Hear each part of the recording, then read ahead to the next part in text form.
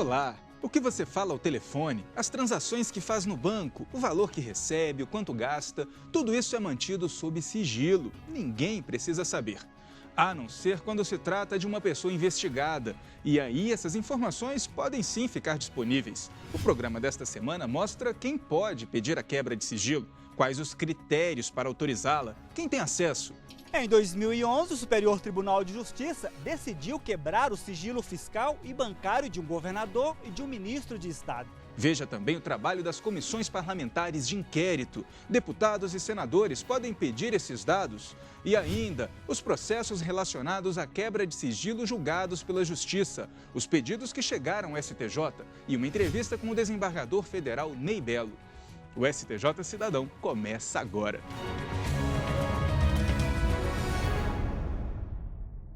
Transferências, depósitos, saques. As instituições financeiras são proibidas de divulgar as transações feitas pelos correntistas, assim como as operadoras de telefonia.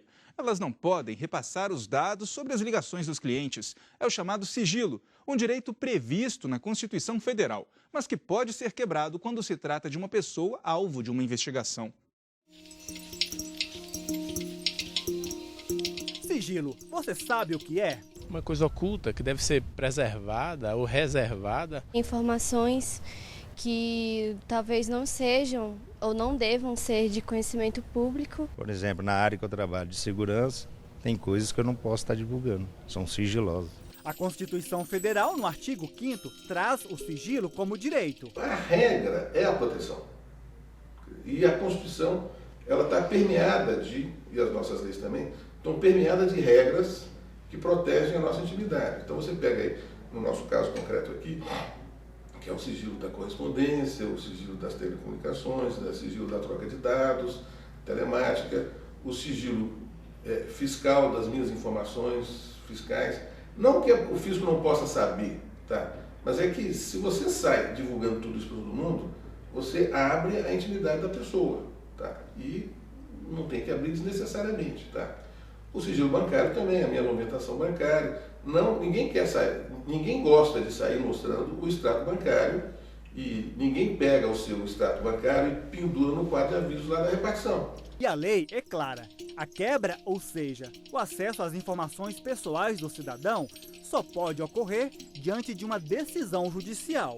Em 2011, o Superior Tribunal de Justiça decidiu quebrar o sigilo fiscal e bancário de um governador e de um ministro de Estado. Eles são suspeitos de envolvimento no esquema de desvio de dinheiro dos cofres públicos. Em maio deste ano, um caso envolveu o Eike Batista. A terceira vara federal criminal do Rio de Janeiro determinou a quebra dos sigilos fiscal e bancário do empresário para investigar se ele teria se favorecido de informações privilegiadas e pela suposta prática de lavagem de dinheiro.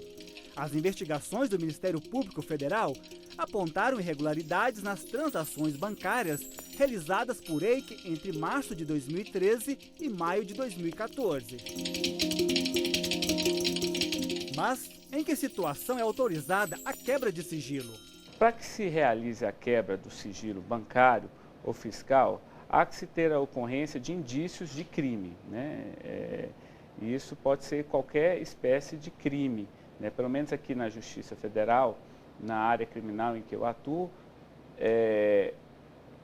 o Ministério Público, que é o órgão que detém o monopólio da persecução penal em juízo, é aquele que apresenta a denúncia, é aquele que pede a condenação ao juiz criminal, ele sempre tem que apresentar indícios da ocorrência de crime, tá? A materialidade do crime e indícios da autoria. Né? Com base nisso, quando ele individualiza quem são os prováveis autores, né, ou há uma materialidade de um crime, aí sim a Justiça Criminal ela pode, e necessariamente vai fazer, de decretar a quebra do sigilo bancário ou fiscal. Ela afasta o sigilo bancário ou fiscal. Em 2011, a 6ª Turma do Superior Tribunal de Justiça anulou provas colhidas pela Polícia Federal por meio da quebra de sigilos bancário, fiscal e telefônico de investigados. Os policiais apuravam crimes cometidos contra a ordem tributária e de lavagem de dinheiro no Maranhão. Na época, o COAF, Conselho de Controle de Atividades Financeiras do Ministério da Fazenda, informou que havia uma movimentação atípica no valor de R$2 milhões nas contas de pessoas físicas e jurídicas no estado. O ministro Sebastião Reis Júnior, relator do processo no STJ, concluiu que os elementos apresentados foram insuficientes para justificar a quebra dos sigilos e que não houve uma investigação preliminar. O ministro Sebastião Reis Júnior realmente ele decidiu que a informação baseada apenas em informação do COAF, ela é inconstitucional. É uma decisão que, a meu ver, é acertada, porque o COAF realmente ele comunica movimentações atípicas, movimentações anormais ao Ministério Público. Mas a quebra de sigilo com base apenas nesse tipo de informação, realmente eu acho temerário. A democracia ela é um regime político que se baseia pela a existência de alguns direitos, né? E o direito ao sigilo nas operações bancárias é um direito constitucional. E a partir do momento em que uma unidade financeira, ela realiza verifica alguma movimentação normal, eu acho que melhor seria que ela chamasse o cidadão, o contribuinte, para que ele pudesse se explicar. Já que ela não faz isso, ela só comunica às autoridades competentes, no caso a Polícia Federal, o Ministério Público, eu acho que realmente há que se ter mais indícios, né? Fazer prova testemunhal, prova pericial, para realmente verificar se aquela movimentação anormal, ela tem indícios realmente de ilicitude.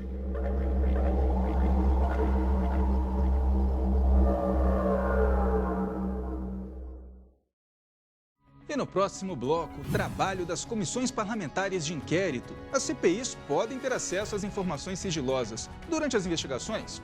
Tudo isso já já.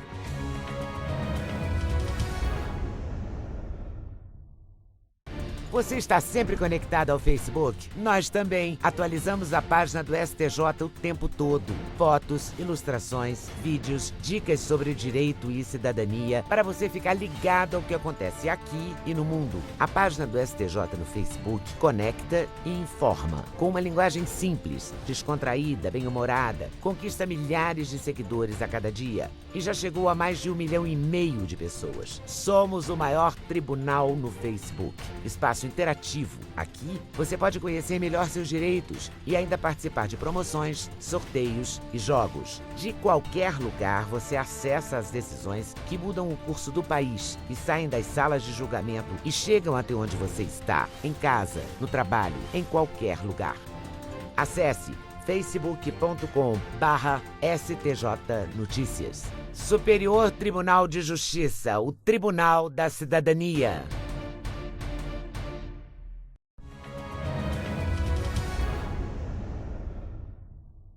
CPI dos bingos, dos sanguessugas, da exploração sexual.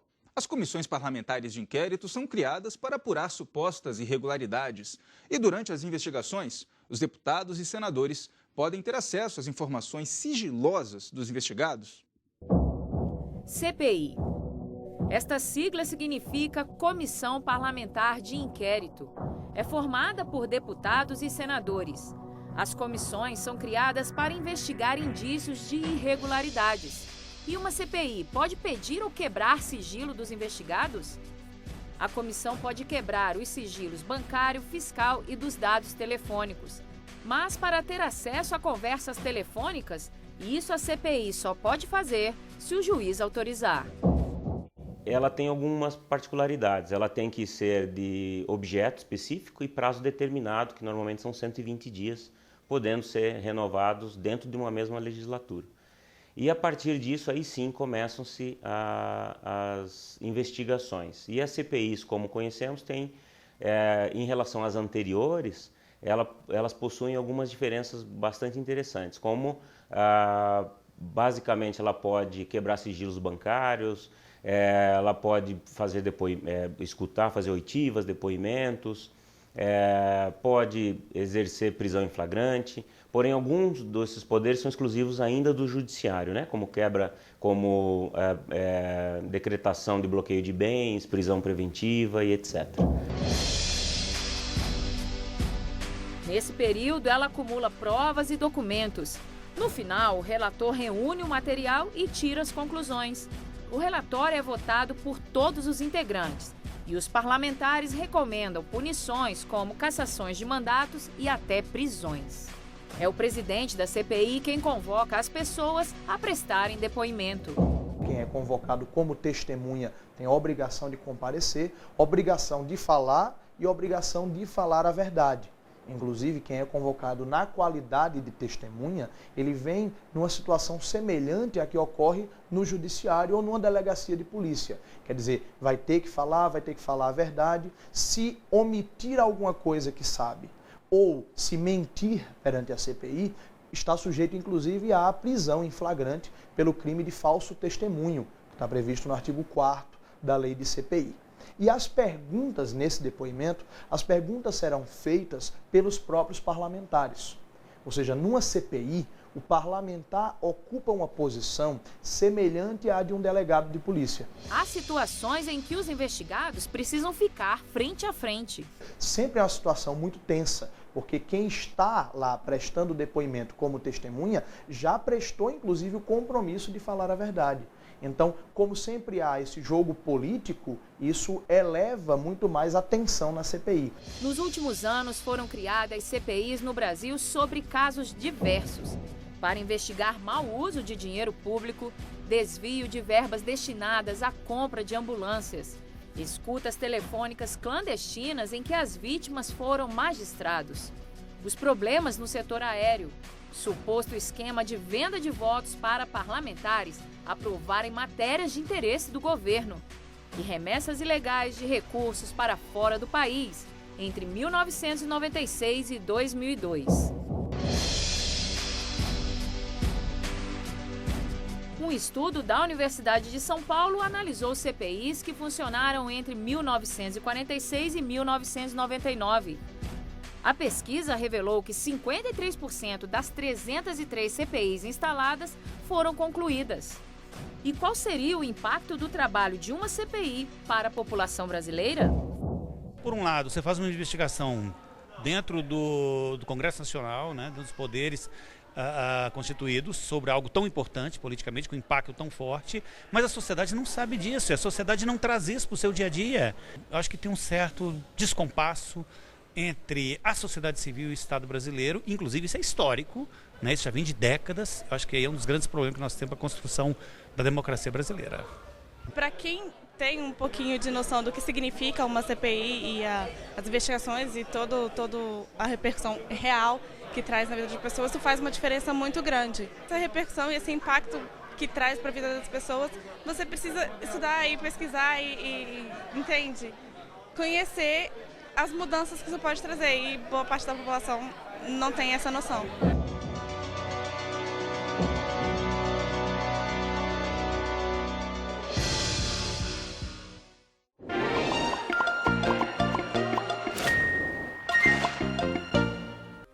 Um banco foi condenado a indenizar um correntista em R$30 mil por danos morais. O autor da ação contou que a companheira teve acesso aos extratos bancários dele, com a ajuda de uma funcionária da instituição financeira. As despesas levaram a mulher a desconfiar da fidelidade do companheiro. O resultado? Separação. E ele contou que, por causa disso, teve depressão e usou medicamentos controlados. Administrativamente, o banco reconheceu o erro e demitiu a funcionária responsável pelo vazamento das informações. Na justiça, a instituição alegou que os dados bancários não motivaram a separação, e sim as constantes viagens do autor da ação. Mas tanto o juiz da 8ª Vara da Fazenda Pública do Distrito Federal quanto os desembargadores do Tribunal de Justiça confirmaram o direito à indenização. A conclusão é que a violação do sigilo bancário é um ato ilícito, que por si só é capaz de ofender a privacidade e a inviolabilidade dos dados garantidos pela Constituição Federal. E daqui a pouco você vai conferir uma entrevista com o desembargador federal Ney Belo. Durante a conversa, ele vai explicar inclusive a diferença entre grampo e interceptação telefônica. Não saia daí.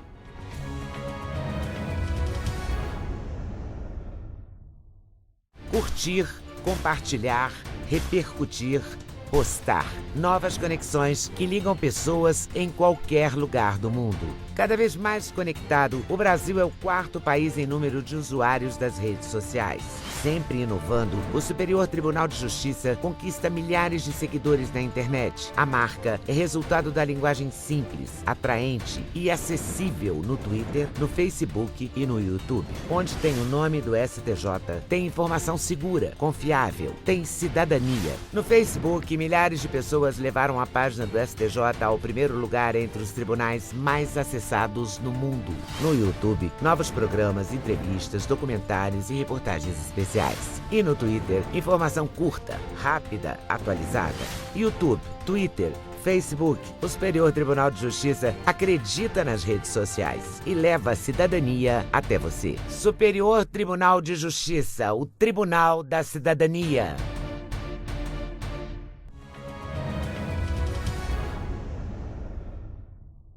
Nós recebemos aqui no estúdio do STJ Cidadão o desembargador Ney Belo, do Tribunal Regional Federal da Primeira Região. Ele vai conversar com a gente sobre os pedidos de quebra de sigilo telefônico. Muito obrigado pela presença aqui no nosso estúdio. Imensamente o convite.